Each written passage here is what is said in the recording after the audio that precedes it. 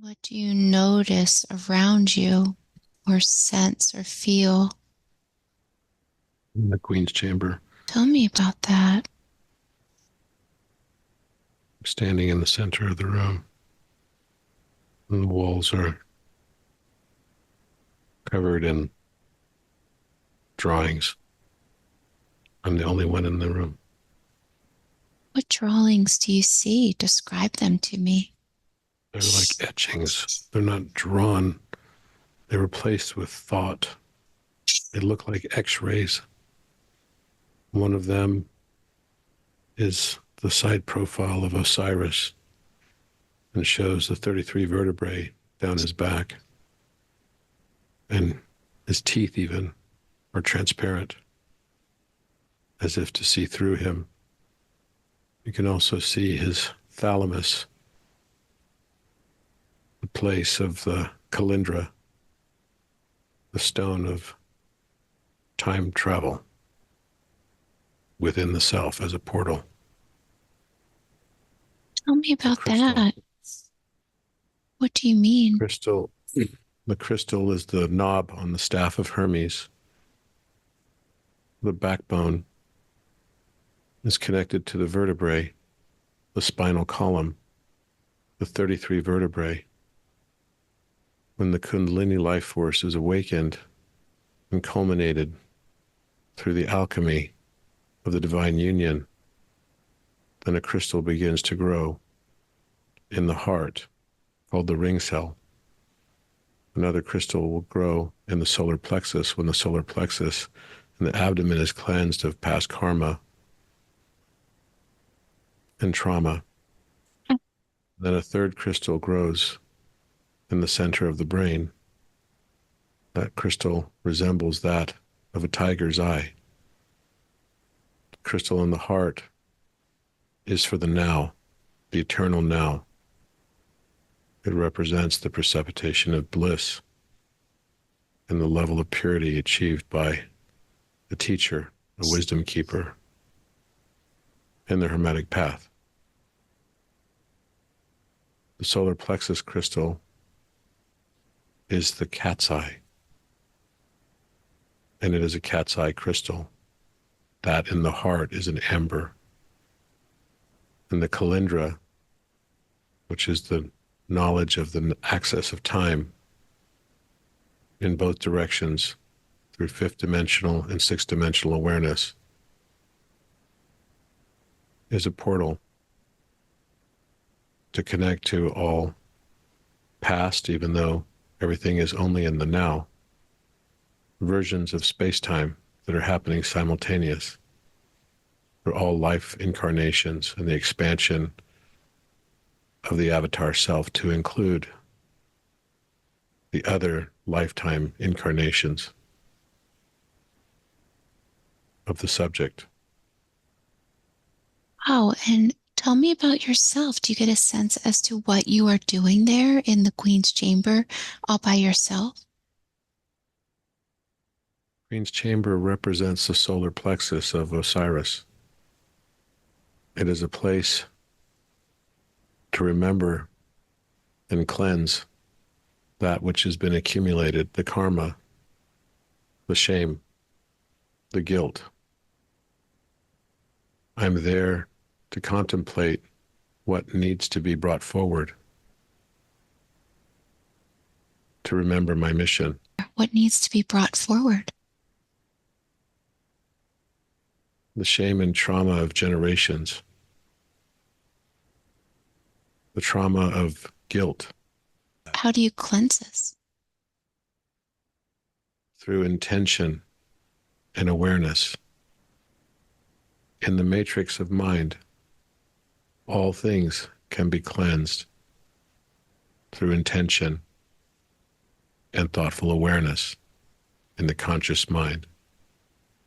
We have the opportunity to raise our awareness to include the dark aspects of ourself, the things we do not want to see or know,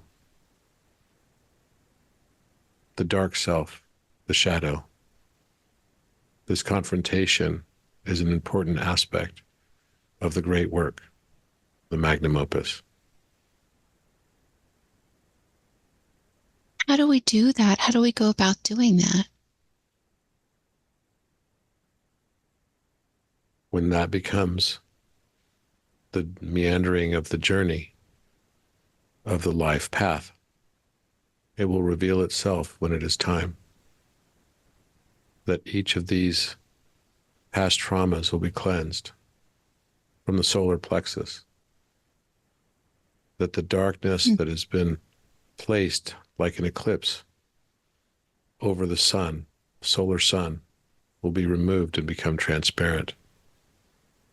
That the moon and the sun integrate into one. And this solar lunar plexus becomes a white color, the sun changing from a yellow orange color, and the moon in its silver. The combination of gold and silver together make white light, pure incandescence, the center of the spectrum of light and all gradation of color. Oh, so is this happening? It is happening. And this is why there are signs around the universe, the Corona Borealis nebula, the imminent explosion of Betelgeuse, the shoulder of Orion, turning into a supernova. The novas also being called and seen in the Corona Borealis, the crown, as well as the second moon around the Earth, an asteroid now entangled in Earth's orbit. Why? Why is that happening right now? It represents a facsimile of the feminine. The feminine is rising. As she continues her rise, the facsimile allows for the perception of self. It allows for the feminine to see herself in a way that she has not done so in before. This is the time that the feminine will become fully sentient and aware of her darkness. What should people do during this time? People should only contemplate where they are in their journey, take inventory, understand what energy is stuck and immovable inside of their solar plexus, that they can transmute the rainbow body and allow the solar plexus to transmute into its white incandescence, the combination of the sun. What is the easiest way to do that? Meditation, Om chanting. This is why on the wall in the Queen's chamber,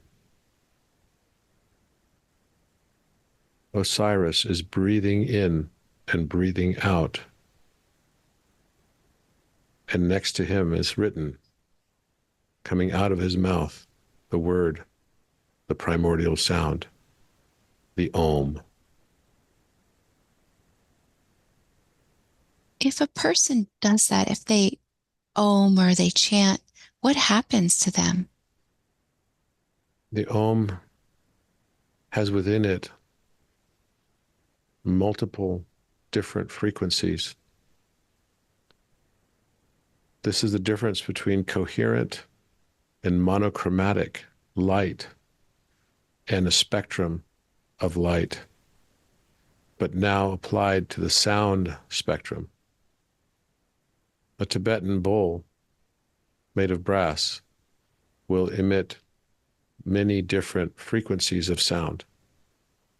The resonance of that will act as a cord relationship. Those cords have very healing properties, whereas certain crystal bowls have more of a monochromatic approach, meaning that there's only one note that is the focus of the spectrum. The spectrum still exists, but it's only in a much tighter range of resonance. Whereas the brass bowls resonate across an entire band that is much broader than is perceived by humanity at this time. Tell me more about that. The Om has the power to heal when combined with intention.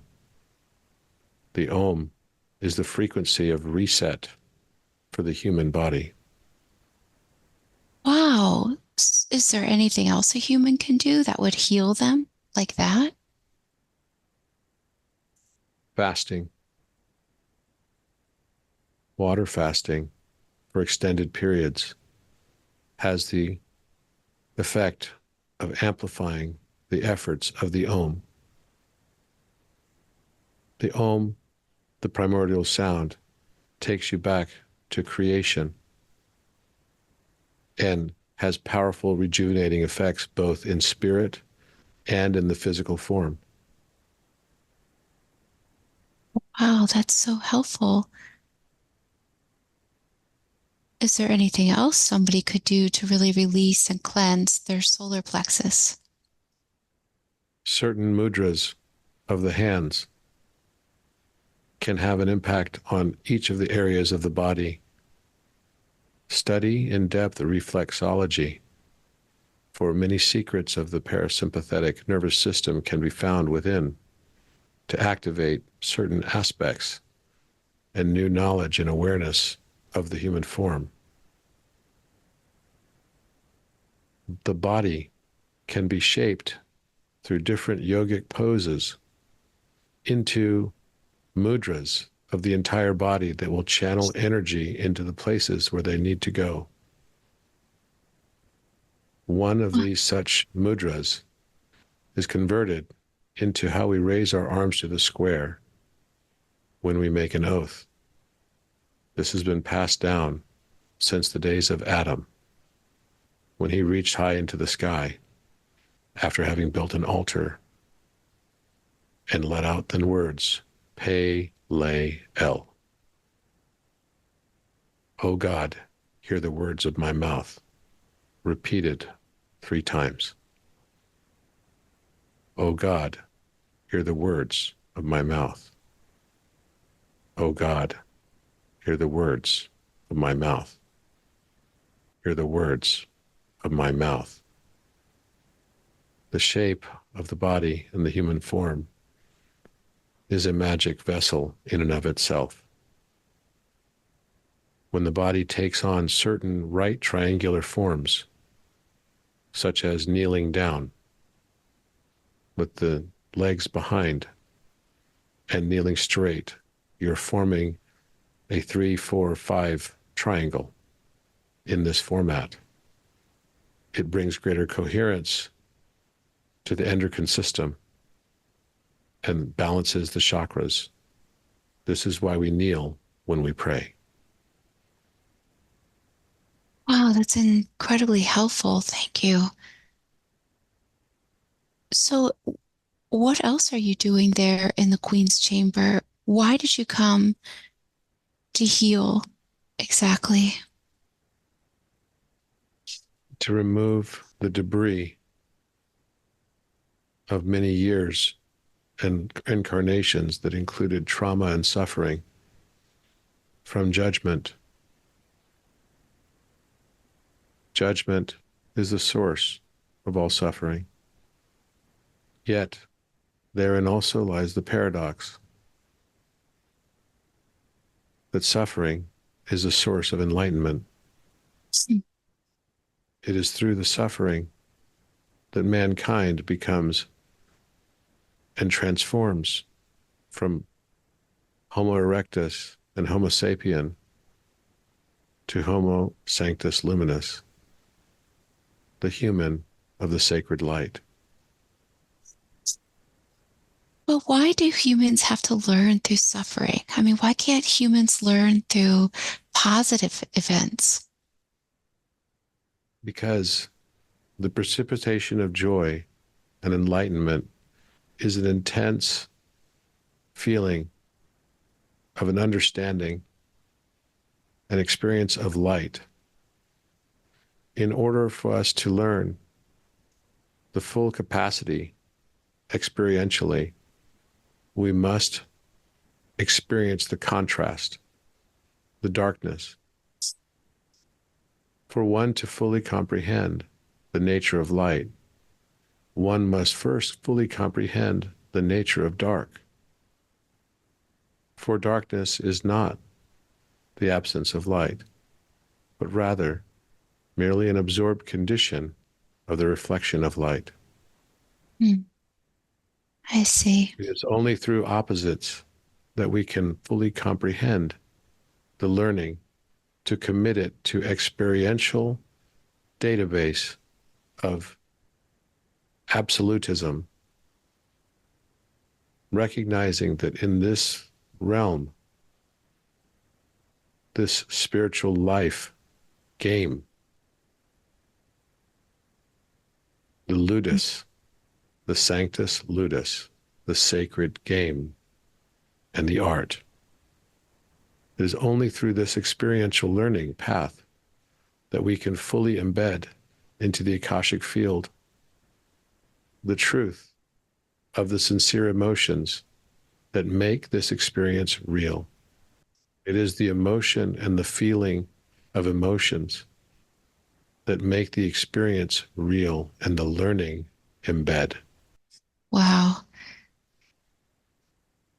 When you're in the Queen's Chamber, can you tell me more about yourself? Can you look down and describe yourself there? What do you look like there? How would you describe yourself? I'm very tall.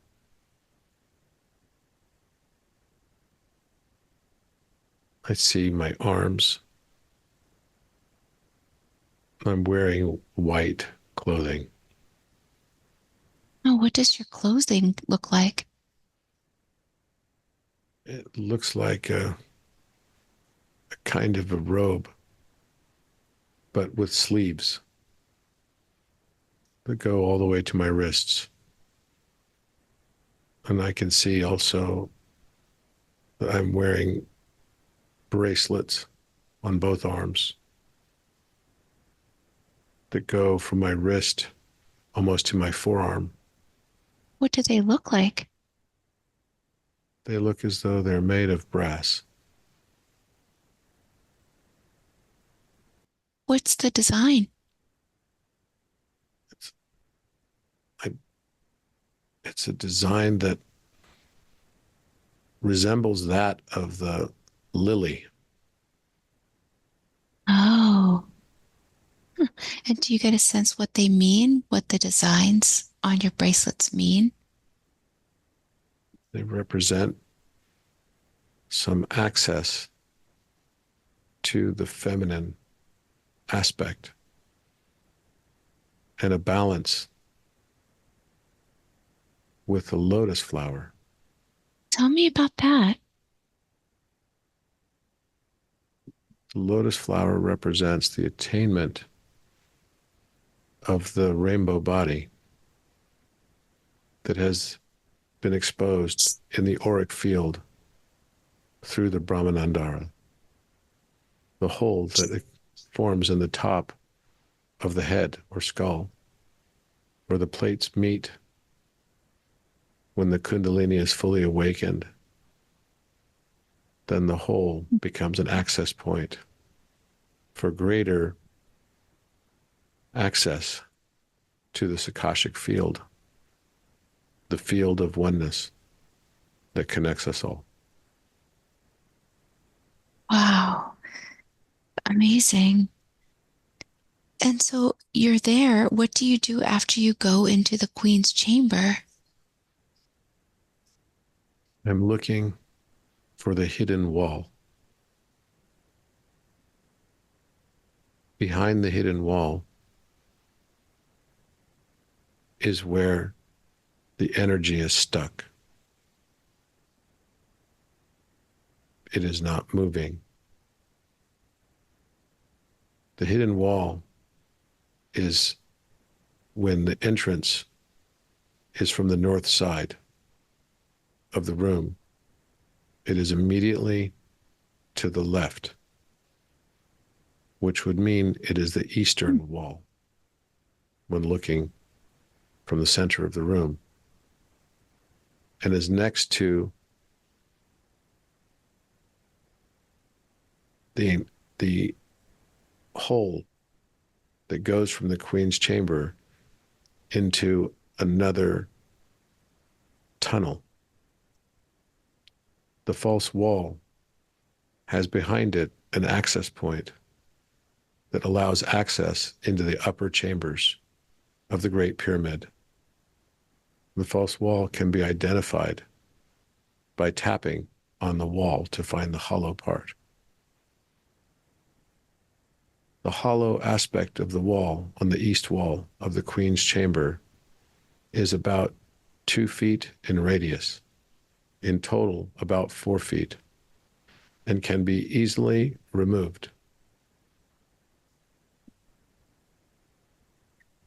It then accesses a shaft that goes straight up beyond the king's chamber and the relieving chambers above it into the Metatron, the throne room, the throat chakra, the room of the diamond pentagon. Why is there a false wall? Because it was made as an access point to be found. While many will ask, why have certain things been hidden? The answer is always so that they can be found. The cubic room of the Metatron has only one piece of furniture within, and that is a rose granite throne that is shaped as a cube. This cubic representation is directly connected to the Metatron's cube. This is the place that can be accessed once humanity has been able to choose love over being right. What will happen when that place is accessed? What will that look like?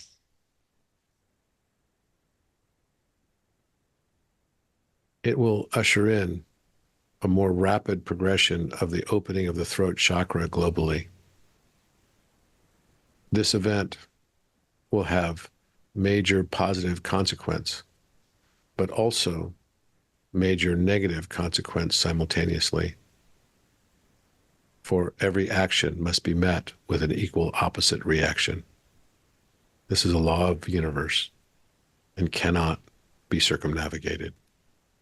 What will it look like? What will this event look like? This event will begin a series of other events that will lead to not only the global throat chakra awakening, but also the pineal and pituitary gland merging into the alchemical bath. The release of the alchemical bath is a metaphor for the release of natural DMT flooding into the chamber of the thalamus through the mouth of lions. Why the mouth of lions? This is the activation of the Thoth consciousness and can also be referred to as Metatron, awakening, the realization of his angelic form. Enoch was a man who transcended and became the angelic Metatron. This is an example for all mankind, that all can transcend beyond duality by choosing love. All may find their genius within, recognizing that mediocrity is simply a choice. Wow. Wow. So, do you have a name there? What do you go by while you're there in the Queen's Chamber exploring? My name is O, which is an honorific precursor. Ra, which is the name associated with the sun god. And On,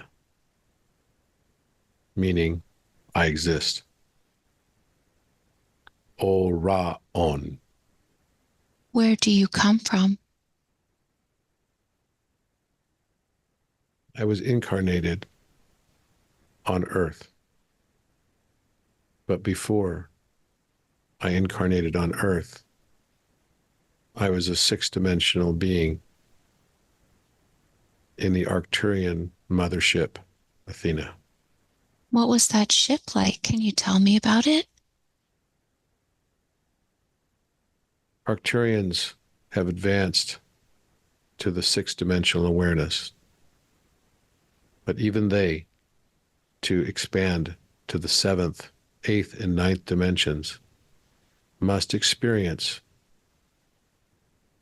the nature of the third and fourth dimensions.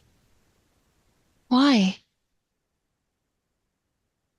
Arcturians are born into the fifth dimension. They experience love.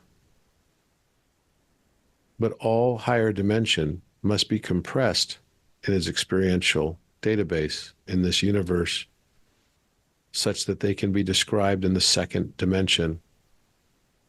Each higher dimension is hidden within the lower dimensions. For an example, a cube will cast a shadow that is a hexagon in the second dimension. And all of the information in that hexagon will be enough that it can recreate the third dimension from the second dimensional hexagonal relationship. All lower dimensions have the information necessary to reconstruct all higher dimension. As such, the one source creator, the divine architect of the universe that divided itself into the many for the joy of perceiving itself through our unique eyes of perception, to learn and contemplate and gain wisdom through the nature of understanding all aspects, all conditioning biases, the relationship as well, to include the oversoul and the avatar, how these divide so that the one may perceive itself, because an eye cannot see itself without the aid of a mirror, must divide itself to perceive itself. And because of this, those born in the fifth dimension and experience their ascension to the sixth must sojourn in the third and fourth dimensional experience to recreate the actions that were lived and experienced by Source Creator himself and herself. Wow. So, how far along are you as an Arcturian in your progression? As an Arcturian, I was on the mother ship, Athena.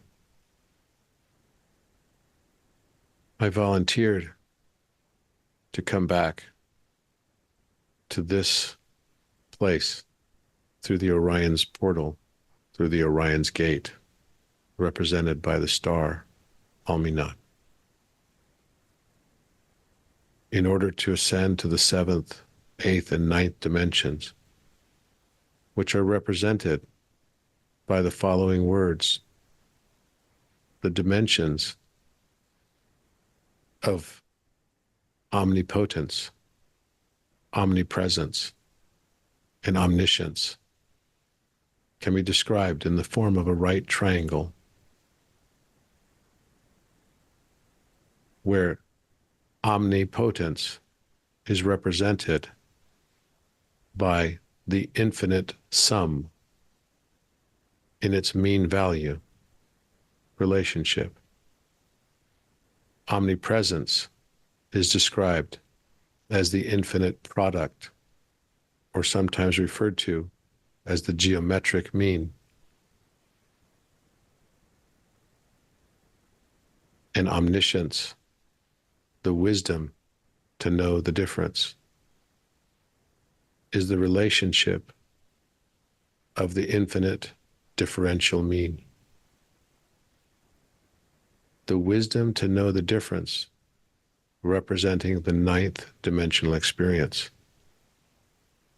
the final part of the magnum opus for the hero's journey. In order to participate and experience these higher realms and dimensions, Source Creator constructed a method through the hero's journey for divisions of Source Creator to likewise follow the same path towards greater and greater expansion of awareness by shedding light on that which was dark.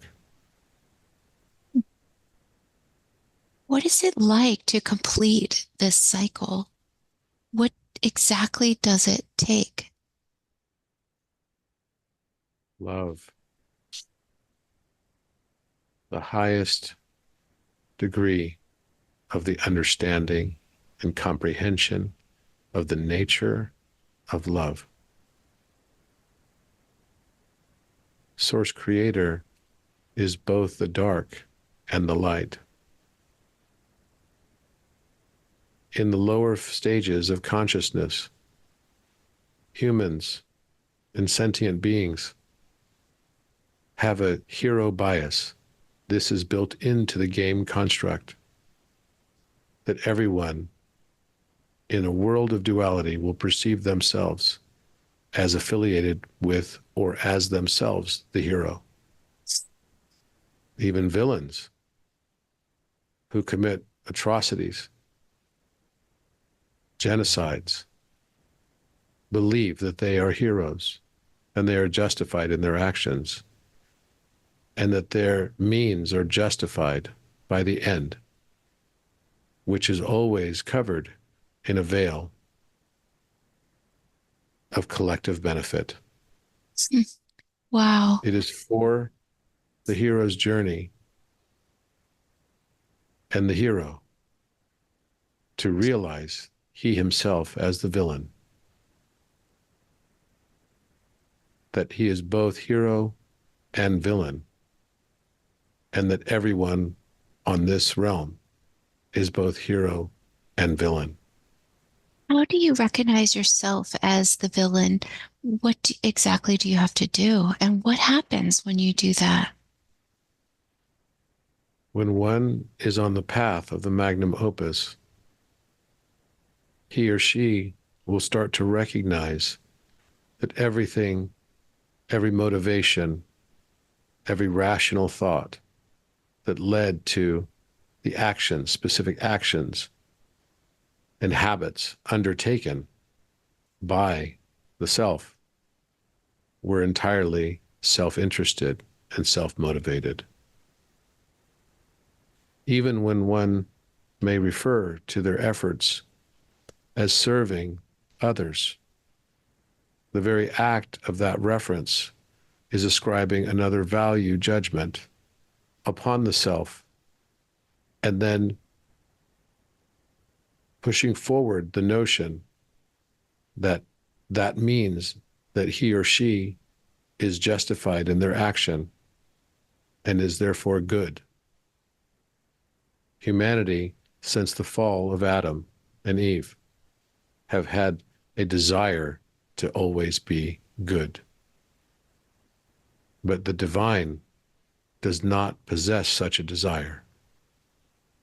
Ascended masters learn the wisdom that recognizes that there is no separation between good and evil. They are simply two sides of the same coin. Likewise, darkness is not the absence of light, but rather the absorbed condition of it. In order for light to exist, darkness must also and likewise exist. This is why people are asking always the question, how, in a universe where there's a creator, can we live in a realm that is full of pernicious and evil acts of commission and omission? And the answer is simple: because it must be so. For every action, there must be an equal opposite reaction. There cannot be an excess of light versus an abundance of dark. The two will always be held in balance. This equation will never be broken and never change. It teaches humanity and all seekers on the journey of this hero's journey to understand the nature of reality, that within the experience of love is always embedded the seed of its heartbreak. And the only thing that becomes real in this matrix of mind is the accumulation of our emotional states and our feelings. For the seeker who believes that it is justifiable to be callous in a world of simulation, then they have merely entirely missed the point of the entire simulation of reality. That this spiritual life simulation game that is referred to as the sanctus ludus and art, the sacred game and art, is actually about learning wisdom by perceiving all aspects and experiencing all relationships of those aspects of emotional states that then inform the entire space-time memory Mobius strip and an overall Klein bottle of experience of time. That this passage of time is informing for us our own path to higher wisdom, higher knowledge, and higher love. Love Beautiful. is the dominant theme. The desire that we have to fight against that which is evil must be transmuted and realized that that which is evil is simply the thing that the observer does not like about himself or herself. And this observer in an avatar state will continue to attract through multiple experiences and multiple lifetimes the same experience over and over and over again until he finally and she finally learns to accept the opposite condition that he or she originally believed to be most pernicious. So we all have to embrace our selfishness in a sense. We must understand that it exists. We must learn to accept its existence and to see with an eye of Horus that allows us to see through horology, the eye of time. The eye of Horus and transition to a non-judgment state is critical to transcend beyond the experience of time. The ultimate duality is the separation between the past and future. When one is to ascend beyond this frame of dualistic thinking, one must realize that he or she has the ability to rewrite the script. Oh, how do you do that? by connecting to the higher self and recognizing it as yourself. Tell me more about that. The dimensionally limited avatar state of the third and fourth dimensions, when ascending into the fifth dimension and sixth dimension, will go through dramatic physical changes. These physical changes include aging backwards to the age of 35. When one has started to express love to a greater degree than the curiosity and desire to achieve being right in the perception of others, which don't actually exist because all is simply a U inverse of experience. But when one makes this conscious decision to choose love over being right, is the moment that the physical changes start to take hold. When combined with the holy spring water and fasting, this turns one into a higher divine level of avatar that is commensurate with the fifth dimension, including the activation of the DNA strands that are 12 in one direction and 12 in the other, representing the knowledge that time both proceeds and precesses simultaneously.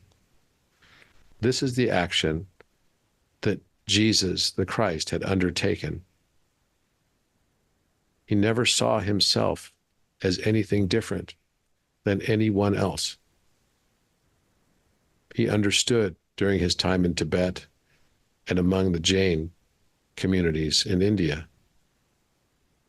He could understand completely the role that we were all living,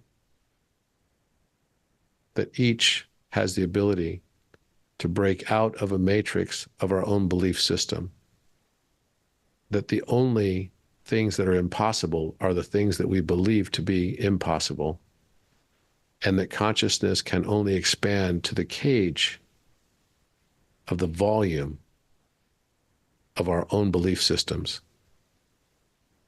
Whatever we believe becomes the truth.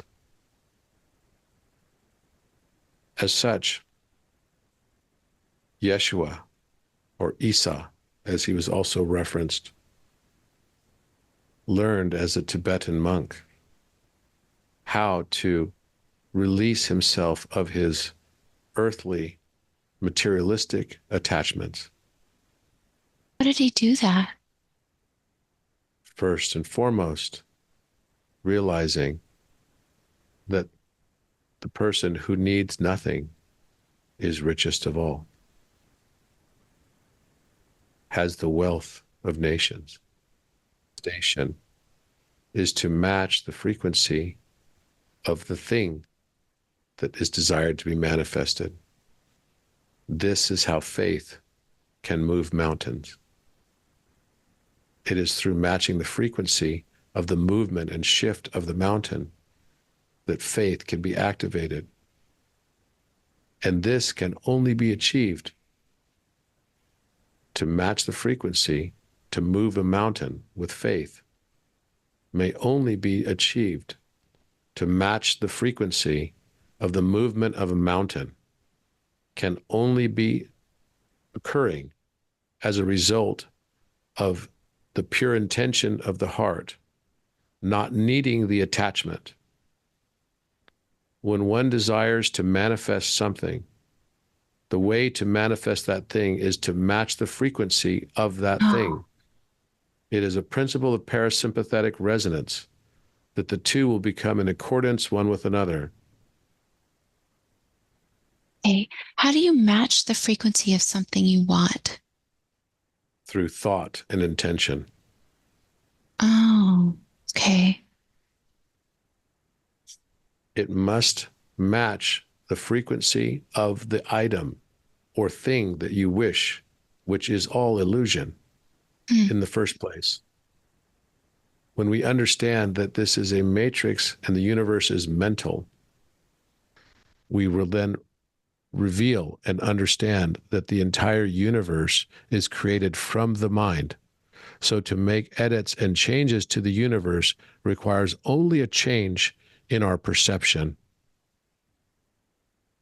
The perceptual change will lead to a cascade of events that match the frequency of the new mind state that is desired.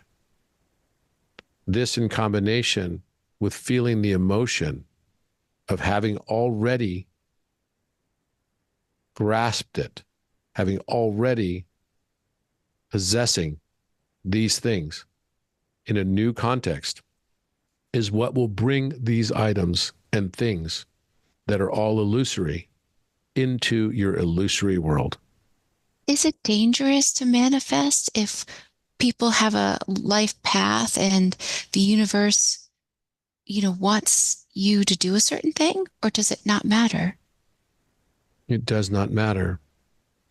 Each will be expressed because this is the expression of the self that is desired by Source Creator. That every experience must be experienced. Every manifestation must be manifested. That every emotion must be felt. This is the purpose of the matrix of mind. That Source Creator can play with itself over and over and over again with different backdrops to create new emotional states, which new emotional states create an edifice of mind-heart experience that we refer to as space and time. Beautiful. Wow. So how is the plan going? How is the ascension going? Exactly as it's supposed to be. Everything is as it should be. And exactly on the exact timing that is intended. There are no mistakes in this matrix. What about when um what about April 13th, 2029? What should people do during that time? There's nothing special that needs to be done. If they are called to certain locations, they will find themselves in those locations. There are no mistakes. Everyone that is meant to survive will survive. And everyone that is not meant to survive and has not chosen that path will not. It is already written. It is already done. What will the earth look like after that experience? It will have a dramatic shift in its magnetic field as a result of April 13th, 2029, and the Apophis asteroid. The near collision and fragments that will actually hit the Earth will cause catastrophic damage in certain locations on Earth. But that catastrophic damage is again exactly as was intended by Source Creator. The Earth will shift and this cascade of events will commence that will move the magnetic poles very rapidly into new positions by August of the same year. Oh, wow. I see. What will life be like for people that are still on the earth? It will be dramatically altered. There will be a period of transition, great flooding, tidal waves that will come at the same time as the shifting of the poles. Will everyone experience this, or will some people not have this experience at all? 144,144,000 will have a different experience. Those people are those that are going to both be the Ascension cohort, as well as those that were already on this planet that choose love over judgment will have a different experience. The rest of the planet will plunge into greater degrees of judgment and wars leading up to that date. Is this what everybody is talking about with the two timelines and the shift where some people are moving to what's called the new earth and some are staying with the old earth, or is that different? That's exactly what this is referencing. So some people literally won't even have that experience because they'll be shifting. And they will all believe that what they are choosing is a battle with the darkness because they are representing the light. This is the same hero bias of which I have spoken. The villain does not realize he or she is the villain. Wow. Those that ascend will choose love and non-duality and non-polarity. They will move into a new frame of experience that will already be the fifth dimensional experience prior to the shifting of the poles.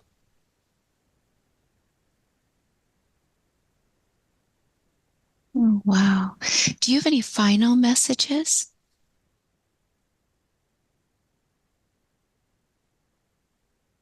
There is a crystal behind the north wall of the king's chamber. It represents the star Aldebaran in the Taurus constellation. This star and this crystal must be realized in order to activate the next layer of the matrix that allows for access and greater understanding and awareness of the portals to other space-time locations within the Orion spur. How will it be accessed? It is immediately behind the diamond that is the diamond heart, interpenetrating diamonds that are atop the Apis bull on the north wall of the king's chamber. The crystal is very large. It is red. Wow. So I definitely sense that there's still some crystals in the pyramids. They're very, very, very powerful crystals. What can they do?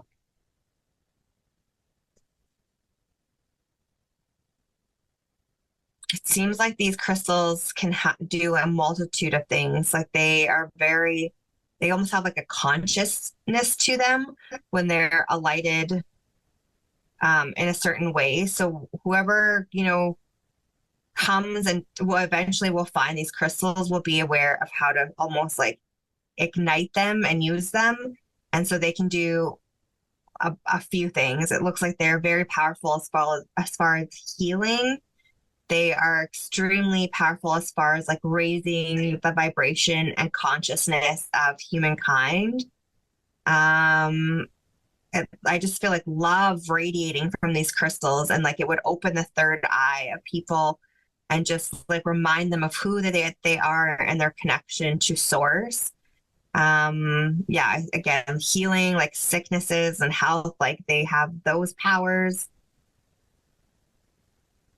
They are very meditative. There looks like crystals that people hold and they can almost like see like future events and use them as a guide for, moving forward in the future. Does it look like each pyramid has these crystals, or just one specific pyramid has it? So I'm seeing that every pyramid there's absolutely crystals in every pyramid, but the ones I was talking about specifically seem to reside in one pyramid. Although every pyramid has crystals that have power, there's one pyramid that has these, I'm seeing like 3 crystals that have the powers that we just described. And within those 3, there's just this one that is extremely, extremely powerful. Where does it look like it's located in this pyramid? Is it under, in the walls, or somewhere like that?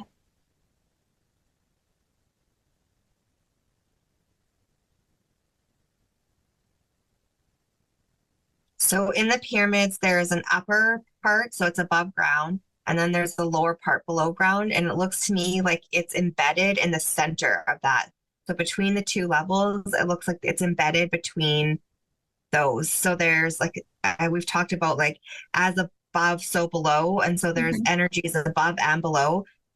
And it's purposely centered there because it exudes upwards, like to the point of the top of the pyramid, and then also goes down to the point that is more below ground. So it's embedded, it looks like to me, in the center between those 2 levels. And what does this pyramid look like on the outside? Does it look like anything different? Is there anything different about this pyramid than the other pyramids?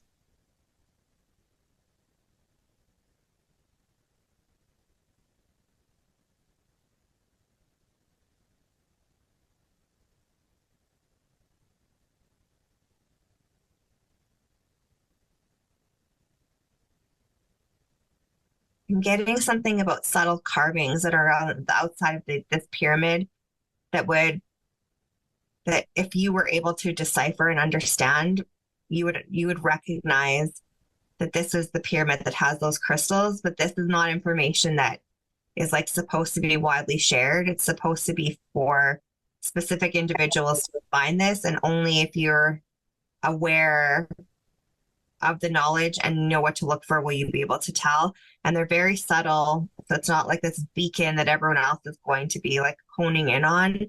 And if other people did see these carvings, they wouldn't be able to interpret or understand what it means.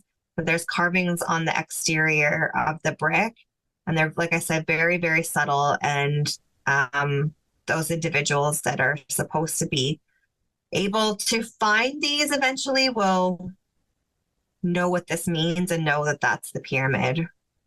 And what do the carvings seem to look like?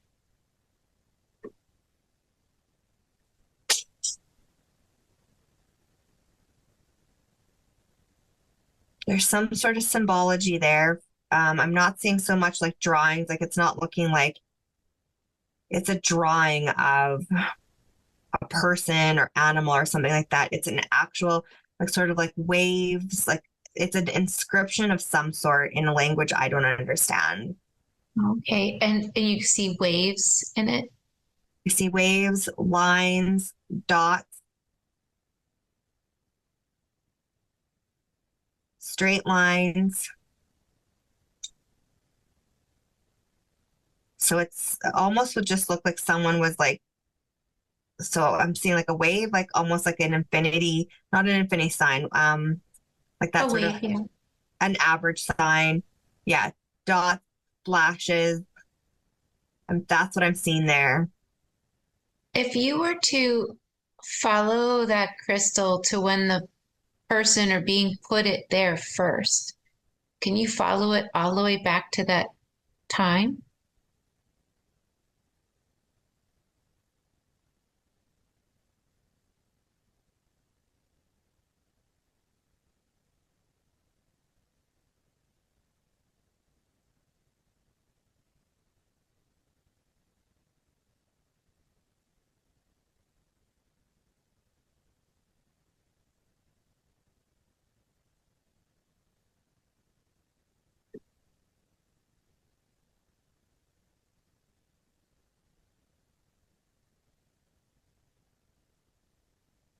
So there's something coming through.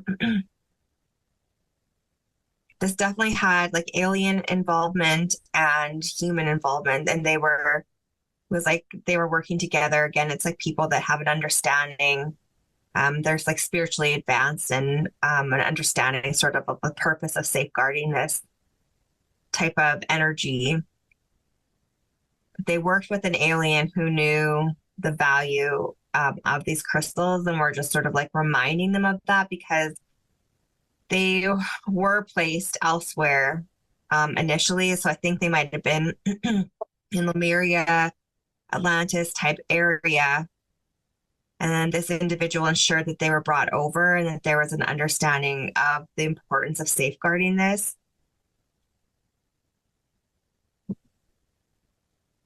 Oh, I can't really see too much beyond that, but I'm just seeing them like nodding their heads, and like there is like the shared knowledge occurring of like, okay, like, yeah, these are really powerful. We were using these over there, but the world sort of isn't really ready for these right now. So safeguard them, and we're embedding them here, and the energy is still there. Like it's not like the crystals ever lose their energy, but they're just being safeguarded in this place for like greater use down the road as the world is ready to sort of, shift into this higher consciousness. What could people do with it if they used it for the greater good? Like what could you do with it? So I'm just seeing like the heart chakra being ignited, and like it's almost like it just has everyone's chakras, like third eye is opening, chakras are spinning, everyone's aligning, and then I'm just seeing this like blast of white light coming out of people's heads, and it's just like they're connecting to source in a way that they never have been before, and they're all the sort of like fog and gloom that's like almost covering people's third eye all the time is like cleared away, and humans are just aligning, and this white light is coming out of everyone, and it's like connecting all of these humans together, and that light is connecting to source as well. And it's just like, oh my gosh, everyone's eyes are opening up to sort of the way that we've been oppressed by people in power who have the same, desires as these people, the Council of Egypt that we were talking about, like greed, money, power. And our eyes are opened. And once people's eyes are open and you recognize how you've been oppressed, which is, in ways we've discussed in the past, such as eating bad foods, feeling like you have to like go to these jobs that aren't fulfilling, like you realize like it's almost like this sort of like fat food almost like falls off of people. They're like, oh my gosh, wow, like I don't need any of that. Like, we've been feeling like we've been living in this like world where we've been told like what is important, and they recognize that none of that is important. Like, oh, you have to stay in this sort of unfulfilling job because it has a good pension, or like there's just none of that matters. What really matters is being like good stewards of the earth, loving one another, connecting to each other in that sort of compassionate, loving way, growing your own foods and revering Mother Earth, all of those types of things. That's the importance of life. That's the meaning of life, is like just being sort of happy with like what you have, the smaller things in life, and a connection to one another. And that's sort of been stripped away from us throughout the years. So these crystals have the ability to just ignite that awareness throughout the planet. And I just see all these little white lights suddenly pop, pop, pop, pop, pop. They're like popping up all over the world. And right now there's like people are here, and there's a lot of like white lighted people, but their lights are very dimmed just because of the way that we've been taught to live our lives. But once this consciousness is and the vibrations of everyone rises, the lights are so bright, and then the dark powers that are have been sort of teaching us to live this way, they're being snuffed out because we see them for what they are now. And that really is the way that the world needs to go, and how we need to be to shift into this fifth dimension. Oh yeah, wow. These crystals that are in, well, the special one that you see that's in this pyramid, is it like a red crystal or is it a different color? What do you notice?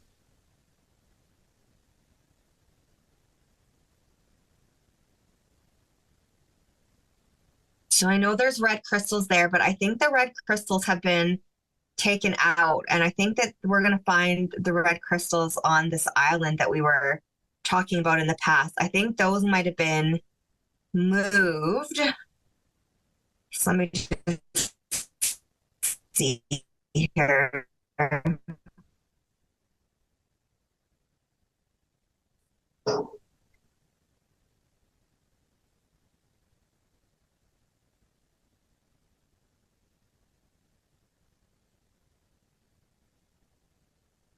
Okay, so this one this is a very powerful one.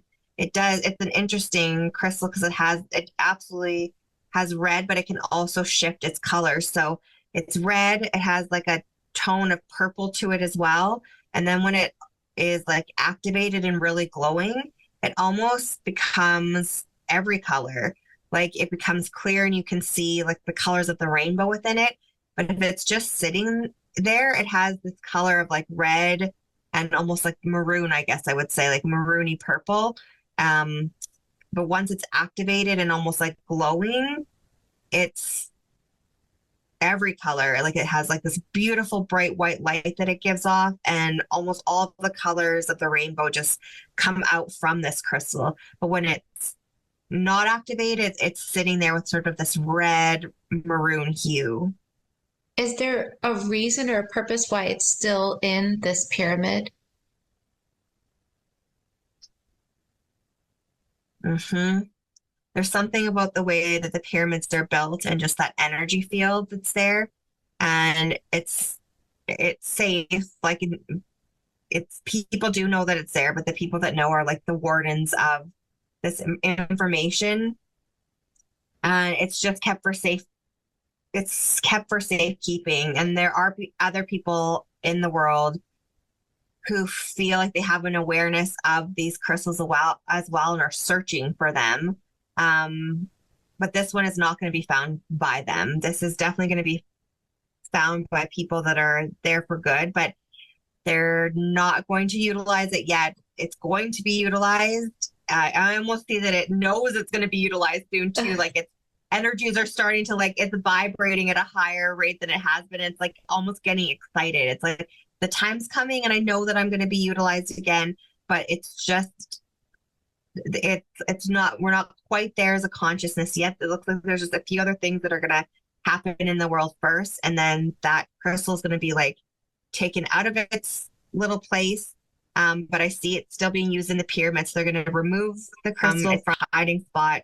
They're going to go to the above level of the pyramid and they're going to sit there with this crystal, and the energy is going to go up through the tip of the pyramid and then out through the sides. And I can just see like this whole light just coming out in a certain way from the pyramids. But yeah,